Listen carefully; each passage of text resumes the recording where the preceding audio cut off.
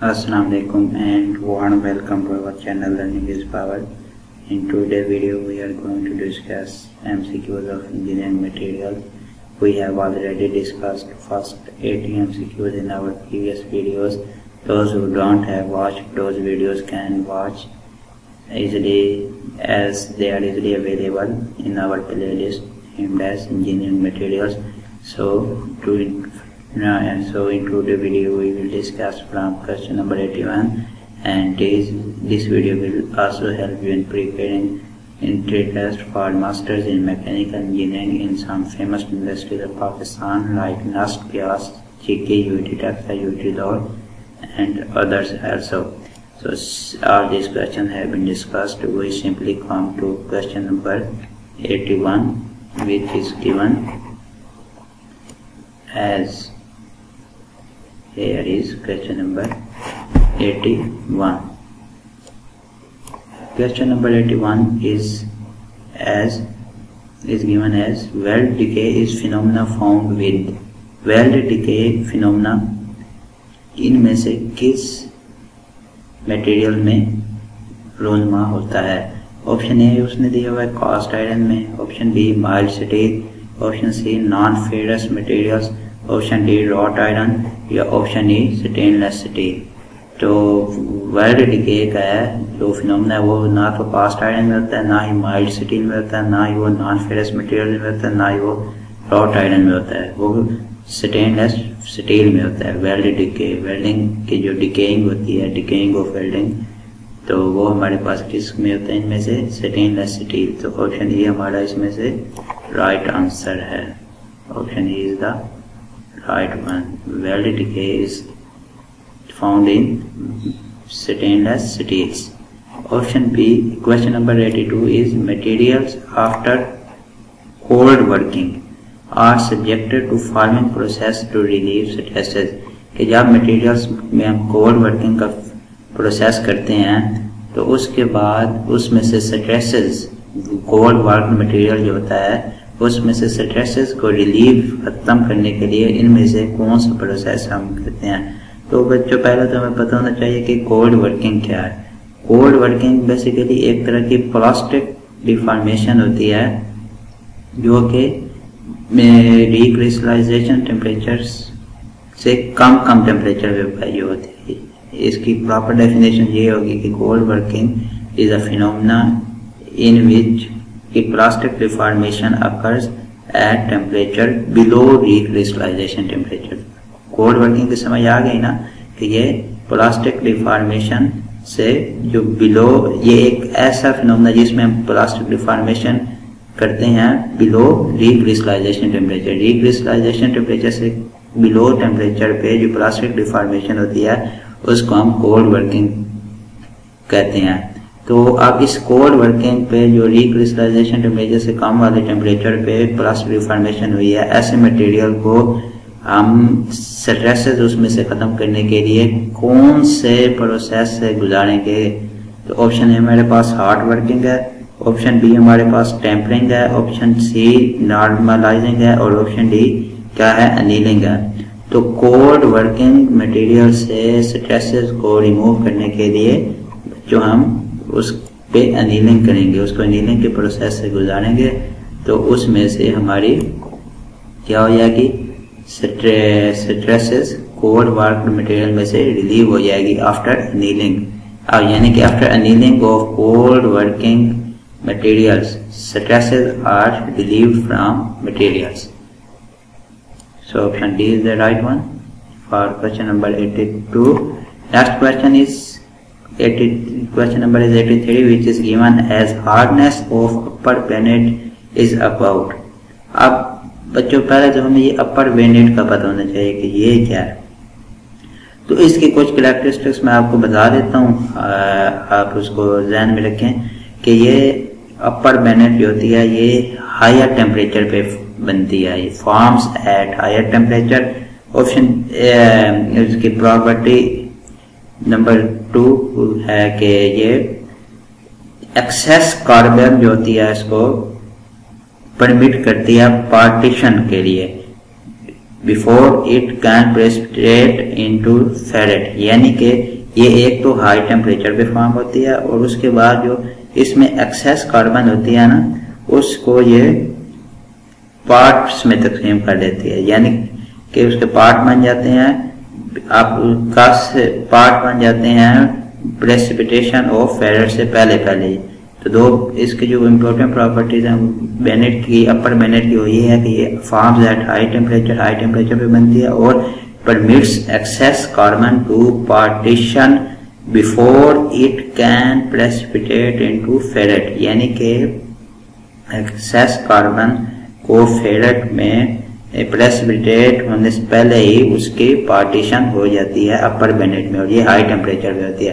तो अब ये जो इसकी हार्डनेस है इस अपर बेनेट की, जिसकी प्रॉपर्टीज मैं आपको बता चुका हूँ, उसकी हार्डनेस इनमें से किस नंबर पे होती है? RC65, RC48, RC57 और ऑप्शन डी है RC80। बच्चों ये जो RC है ना, ये एक नंबर है जो हमें हार्डनेस बताता है।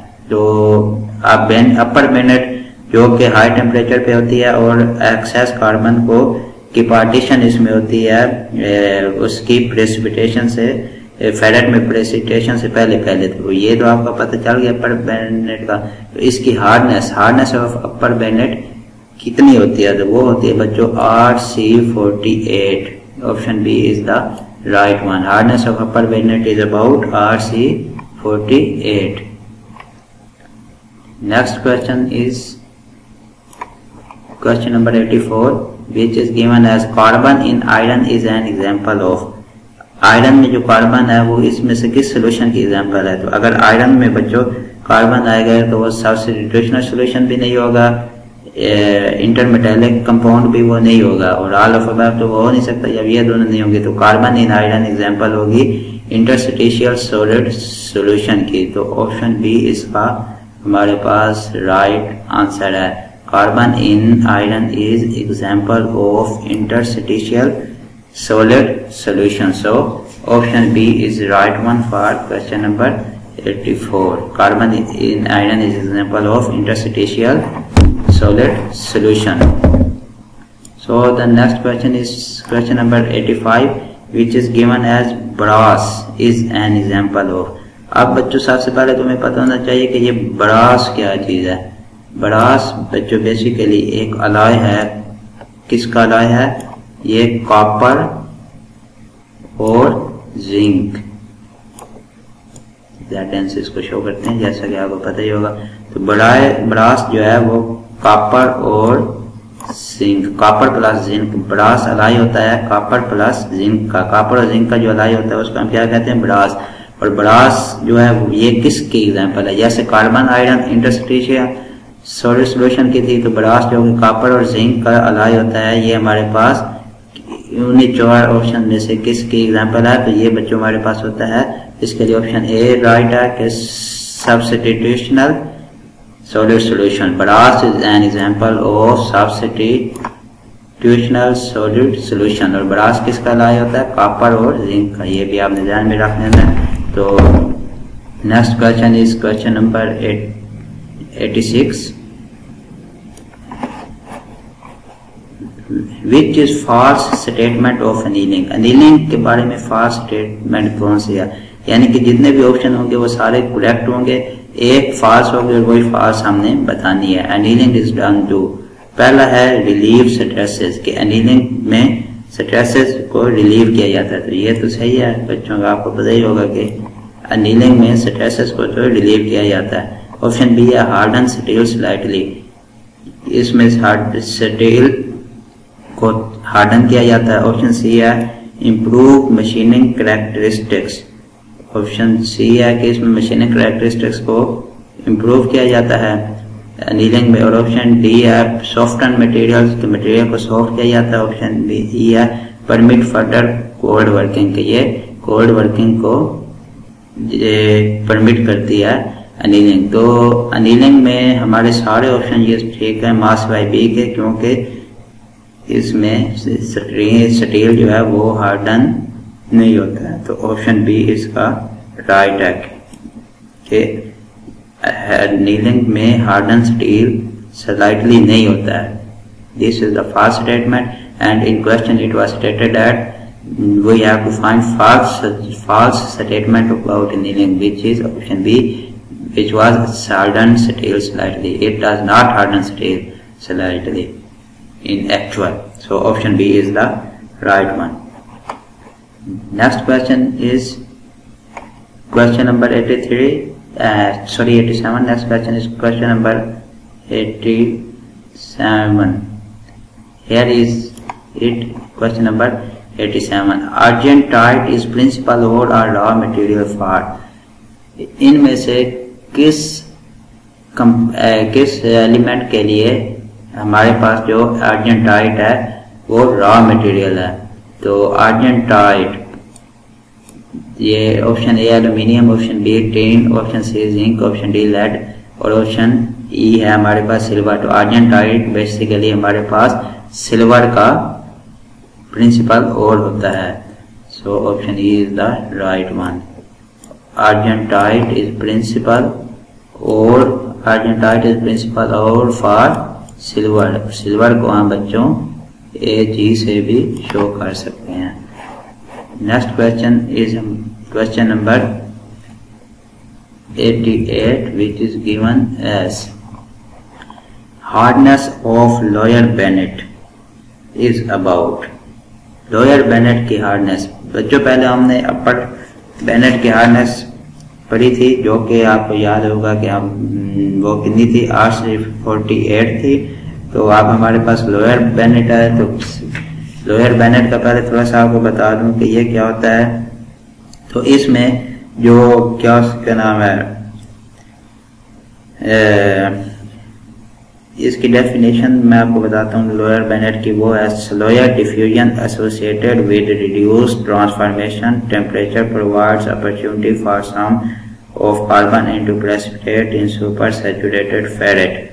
के इसमें स्लोयर डिफ्यूजन होती है रिड्यूस्ड ट्रांसफॉर्मेशन टेम्परेचर पे, जो कि हमें क्या करता है जिसे कार्बन को हम प्रेसिपिटेट जो कार्बन के जो कार्बन होते हैं उसको वो प्रेसिपिटेट में ये कन्वर्ट करेगा और जिससे वो सुपर सैचुरेटेड फेरेट में कन्वर्ट हो जाएगी. तो एक दफा फिर आप सुन लें, मैं आपको बता देता हूँ कि लोअर बेनेट में हमारे पास lower diffusion associated with reduced transformation temperature provides opportunity, यानी कि ये जो ट्रांसफॉर्मेशन टेम्परेचर में जो रिड्यूस ट्रांसफॉर्मेशन टेम्परेचर है उसके साथ साथ जो स्लोअर डिफ्यूजन भी हो रही है उससे क्या होता है कि कार्बन को वो प्रेसिपिटेट में कन्वर्ट हो जाती है सुपर सैचुरेटेड फेरेट. कि जब हमारे पास डिफ्यूजन भी स्लो हो जाएगी, डिफ्यूजन भी स्लो हो जाएगी. लोअर बेनेट में अगर डिफ्यूजन भी स्लो हम कर दें और उसके बाद हम उसकी ट्रांसफॉर्मेशन टेम्परेचर को भी रिड्यूस कर दें तो फिर इससे क्या होगा कि कार्बन को हम प्रेसिपिटेट में कन्वर्ट कर सकते हैं सुपर सैचुरेटेड फेरेट में. तो ये तो थी बच्चों इसकी डेफिनेशन लोअर बेनेट की. अब जहाँ तक इसकी हार्डनेस का ताल्लुक है कि हार्डनेस लोअर बेनेट की कितनी होती है, तो हायर जो अपर बेनेट थी उसकी तो थी RC48 और जो लोअर बेनेट है उसकी बच्चों क्या होती है हार्डनेस RC57. तो option C is the right one. Lower bainite की हार्डनेस हमारे पास बच्चों कितनी होती है RC57 और इसकी डेफिनेशन के भी आपको समझ आ गई होगी. एक दफा फिर रिपीट करता हूँ कि लोअर बेनेट की क्या होता है कि रिड्यूस ट्रांसफॉर्मेशन टेम्परेचर के साथ साथ स्लोअर डिफ्यूजन पे एक अपॉर्चुनिटी प्रोवाइड होती है कार्बन के लिए कि वो अपने प्रेसिपिटेट में तब्दील हो जाए सुपर सैचुरेटेड फेरेट में. Slower diffusion associated with reduced transformation temperature provides opportunity for some carbon in precipitates in super saturated ferret is called lower bainite. तो उम्मीद आपको लोअर बेनेट की डेफिनेशन की भी समझ आ गई होगी और इसके हार्डनेस की भी आपको पता लग गया जो कि 57 होता है. नेक्स्ट क्वेश्चन हमारे पास है question number 89 which is given as which is false statement about normalizing. Normalizing के रिलेटेड इनमें से हमारे पास false statement क्या है? Normalizing is done to option A refine grain structure, option B है reduce segregation in casted, option C है improve mechanical properties और ऑप्शन डी है इंड्यूस्ड स्ट्रेसेस। तो नॉर्मलाइजिंग की हमने फॉल्स स्टेटमेंट बता दिया, तो बाकी सारी राइट्स हैं, राइट स्टेटमेंट्स हैं मां सिवाय ऑप्शन डी के। सो the right answer is option D, because normalising में हमारे पास ग्रेन स्ट्रक्चर भी डिफाइंड फॉर्म में होती है और उसके बाद सेग्रीगेशन भी होती है, जो कास्टिंग में सेग्रीगेशन होती है उसको भी में भी रिडक्शन होती है, मैकेनिकल प्रॉपर्टीज भी इंप्रूव होती हैं, लेकिन स्ट्रेसेस इंड्यूस नहीं होती हैं। तो यही हमारा फॉल्स स्टेटमेंट है, फॉल्स ऑप्शन है। So option D will be the right one for question number 89। Next question is question number 90 which is given as vanadium in speed steels. Speed steel में जो वेनेडियम होता है उसका क्या काम है? Option A promotes decarbonization, option B है provides high hot hardness, option C है forms very higher carbides and thus increases wear resistance, option D है प्रमोट्स रिटेंशन ऑफ ऑस्टेनाइट। तो हाई स्पीड स्टील में जब हम वेनेडियम ऐड करेंगे तो उससे क्या बनता है बच्चों? जब हम वेनेडियम ऐड करते हैं हाई स्पीड स्टील्स में तो उससे हमारे पास हार्ड कार्बाइड्स बनते हैं और उससे वेयर रेजिस्टेंस भी इंक्रीज हो जाती है। So option C is the right one. High speed steel में जब हम वेनेडियम को यूज करेंगे तो हार्ड कार्बाइड्स भी बनेंगे और उसके साथ साथ वेयर रेजिस्टेंस भी इंक्रीज हो जाएगी। So the right answer for this question is option number C, which was forms hard carbides and increases wear resistance. Next question is question number 91, which is given as amorphous materials is one very simple question. This is amorphous materials बच्चों कौन सा होता है जिसकी ना तो कोई definite structure हो, एटॉमिक स्ट्रक्चर भी जिसका कोई खास यानी कि ना तो इसमें कोई डेफिनेट एटॉमिक स्ट्रक्चर होता है और ना और इसमें जो एटम्स होते हैं वो एक रैंडम पैटर्न में एग्जिस्ट करते हैं जैसा कि लिक्विड्स होते हैं। तो अब ये ऑप्शन हम देखते हैं कि जिसमें नॉन डेफिनेट एटॉमिक स्ट्रक्चर भी हो और रैंडम पैटर्न ऑफ एटम्स भी हो। तो this is option B, amorphous material in which there is no definite atomic structure and atom exist in random pattern. Next question is question number 92, which is given as dislocation in materials refer to the following type of defect. के material में जो dislocation होती है वो किस type of defect को refer करता है? Point defect, line defect, plane defect या केमिकल डिफेक्ट। तो बच्चों बेसिकली ये मटेरियल्स में डिसलोकेशन होती है वो क्या होती है, किस डिफेक्ट को रेफर करता है? वो लाइन डिफेक्ट को रेफर करता है। तो dislocation in materials refer to किसको करता है? Line defect. Dislocation of material refers to line defect in among following. ठीक है, तो मटेरियल में जब भी डिसलोकेशन होगी तो वो लाइन डिफेक्ट होगा। ये सिंपल सा क्वेश्चन है, आपने ध्यान में रखना है। Next question is 93, N example of amorphous material. Amorphous material की एग्जांपल हमने बतानी है। तो ऊपर हमने अमॉर्फस मटेरियल पढ़ा था, वो क्या था कि जिसमें एटॉमिक स्ट्रक्चर भी डेफिनेट एटॉमिक स्ट्रक्चर भी नहीं होता है और इसमें एटम्स भी रैंडम पैटर्न में एग्जिस्ट करते हैं। तो अब इन ऑप्शन में से हम देखेंगे जिसमें ना ही डेफिनेट एटॉमिक स्ट्रक्चर और ना ही उसके एटम डेफिनेट पैटर्न में हूँ, यानी कि रैंडम पैटर्न में हूँ और नॉट डेफिनेट एटॉमिक स्ट्रक्चर हो जिस ऑप्शन का, तो वही हमारा अमॉर्फस मटेरियल होगा। तो ऑप्शन ए हमारे पास क्या है? ऑप्शन ए हमारे पास zinc, option B lead, option C silver और ऑप्शन डी ग्लास। जिंक का भी एक खास पैटर्न होता है, लेड का भी एक खास पैटर्न होता है, सिल्वर का भी एक खास पैटर्न होता है। तो इन सब का एक खास स्ट्रक्चर होता है और एटम्स का भी एक खास पैटर्न होता है। लेकिन जो गिलास होता है इसमें बच्चों ना ही कोई डेफिनेट एटॉमिक स्ट्रक्चर होता है और इसमें एटम्स का एटॉमिक स्ट्रक्चर भी डेफिनेट नहीं होता और एटम्स भी रैंडम पैटर्न में एग्जिस्ट करते हैं। तो ऑप्शन डी हमारा राइट होगा कि अमॉर्फस मटेरियल की जो एग्जांपल है वो क्या है, गिलास। और अमॉर्फस मटेरियल क्या होता है, जिसका डेफिनेट एटॉमिक स्ट्रक्चर नहीं होता है और एटम्स जो होते हैं वो रैंडम पैटर्न में एग्जिस्ट करते हैं। तो ये जो तीन हैं जिंक, लेड और सिल्वर, इसका डेफिनेट एटॉमिक स्ट्रक्चर भी होता है और डेफिनेट एक पैटर्न भी होता है, लेकिन गिलास का ना ही कोई एटॉमिक स्ट्रक्चर डेफिनेट होता है और ना ही इसका कोई पैटर्न होता है। तो option D will be the right one. Question number 94 is given as which is the false statement about tampering। Tampering के बारे में जो गलत स्टेटमेंट है चार में से वो हमने बतानी है। Option tempering is done to improve, tempering से क्या चीज इंप्रूव होती है।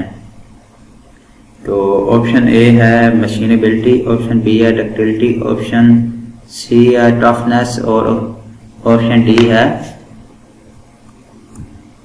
डी है हार्डनेस। तो टैंपरिंग से हमारे पास कौन सी चीज इम्प्रूव होती है, तो हमने फॉल्स स्टेटमेंट बतानी है, यानी कि जो इम्प्रूव नहीं होती है। तो ऑप्शन ए इसका राइट है, टैंपरिंग से मशीनेबिलिटी जो है ये इम्प्रूव नहीं होती है। Which is the false statement, तो ये फॉल्स है कि टैंपरिंग से मशीनेबिलिटी इम्प्रूव नहीं होती है। बाकी डक्टिलिटी, टफनेस और हार्डनेस जो होती है हाँ, तो वो हमारे पास जो होती है, तो मशीनेबिलिटी जो होती है वो इम्प्रूव नहीं होती है। तो टैंपरिंग के बारे में जो गलत स्टेटमेंट थी वो थी मशीनेबिलिटी। तो बच्चों ये जो हार्डनेस होती है ना बेसिकली टैंपरिंग में, तो ये कम होती है। इधर ऑप्शन आना चाहिए था रिड्यूस हार्डनेस, ठीक है। टैंपरिंग में जो हार्डनेस होती है वो भी हमारे पास रिड्यूस होती है। टैंपरिंग में आप अच्छी तरह से समझ लें कि टैंपरिंग के बारे में हमने वो स्टेटमेंट बतानी है जो इनमें से फॉल्स हो। तो वो क्या है, मशीनेबिलिटी इम्प्रूव होती है। तो मशीनेबिलिटी इम्प्रूव नहीं होती है टैंपरिंग की वजह से, ठीक है। बाकी जो है ये डक्टिलिटी भी इम्प्रूव होती है और टफनेस भी इम्प्रूव होती है, लेकिन ये जो हार्डनेस है ये हमारे पास रिड्यूस होती है टैंपरिंग में। और मशीनेबिलिटी भी हमारे पास इम्प्रूव नहीं होती है, क्योंकि इधर था इम्प्रूव मशीनेबिलिटी, तो ये हमारा फास्ट था। और ये आपने ध्यान में रखना है कि हार्डनेस के बारे में कि ये टैंपरिंग में रिड्यूस होती है। Next question is question number 95 which is given as which is false statement about case hardening।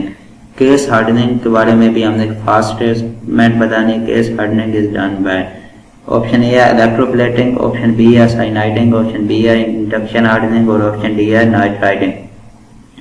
तो हमने false statement बतानी है केस हार्डनिंग के बारे में। तो केस ये जो होती है case hardening is done by electroplating, option A हमारा राइट है, ठीक है। फॉल्स स्टेटमेंट बतानी थी केस हार्डनिंग के बारे में। केस हार्डनिंग इन तीन तरीकों से हो सकता है, लेकिन इलेक्ट्रोप्लेटिंग के जरिए नहीं हो सकता है। तो ये हमारा option A is the right one. Next question is question number 96 which is given as which is of the following is binding material in cemented carbides। आप बच्चों पहले तो हमें पता होना चाहिए कि ये सीमेंटेड कार्बाइड्स क्या होते हैं। तो ये जो सीमेंटेड कार्बाइड होते हैं इनको हम कटिंग टूल्स के तौर पे यूज करते हैं। और ये कार्बाइड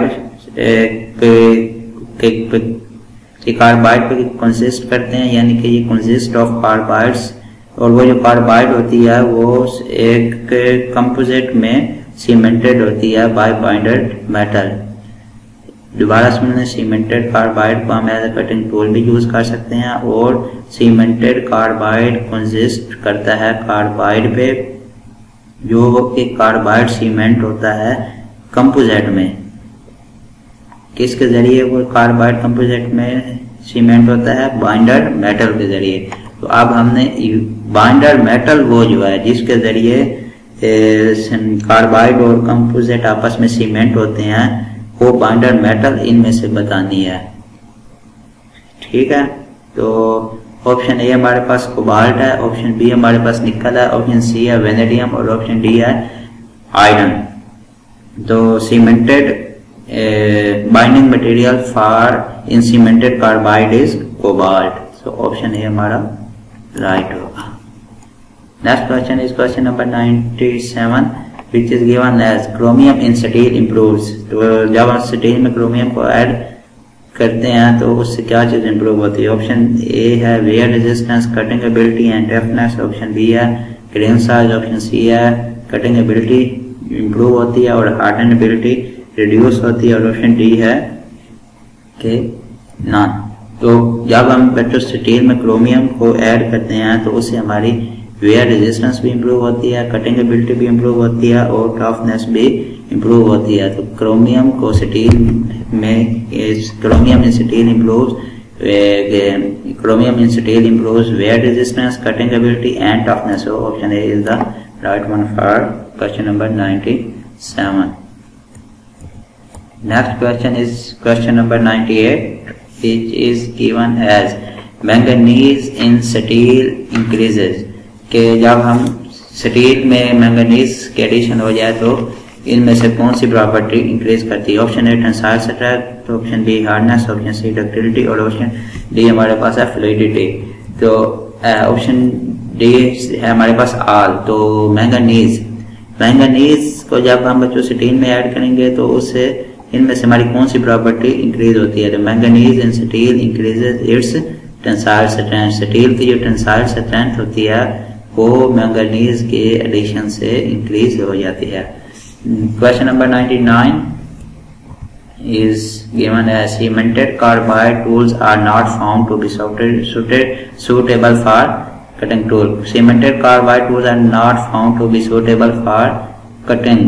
अच्छा, सीमेंटेड कार्बाइड टूल्स जो होते हैं वो इनमें से किस की कटिंग के लिए सूटेबल नहीं है, किस मटेरियल को उनके जरिए काट नहीं किया जा सकता है। ऑप्शन ए है ब्रास, ऑप्शन बी है कास्ट आयरन, ऑप्शन सी है एल्यूमिनियम और ऑप्शन डी है स्टील।